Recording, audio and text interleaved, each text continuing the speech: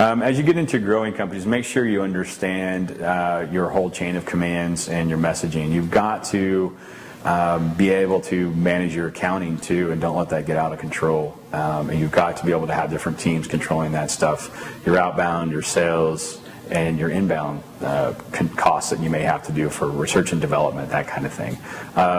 Doesn't mean you're always R&D. Obviously, not everybody's a technology company, but there are certain things that you have to develop as a customer or as a client-based product to hand out to that client, but you're going to have to do some internal work. Make sure you manage that time, because your internal costs can eat you alive if you don't have a way to recover those costs in your marketing and your sales of your product.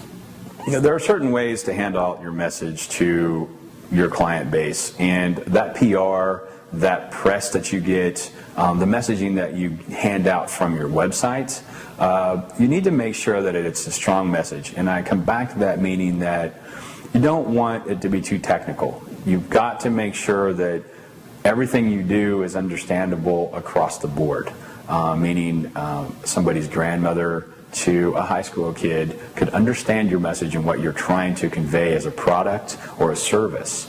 And if you can't be that clear, then you might be missing out on some sales, because you need somebody to be sitting in a meeting with their group of constituents and be challenged to go find a solution they maybe need, like a customer base. They'll be sitting there with the CEO and he says, what if we need to do this? Can we go get somebody to help us with that? You want to be that first person to be referred, that they understand that that is the guy to call or woman to call in this instance. And they call you, boom, you solve their problem for them, and you've got a customer for life.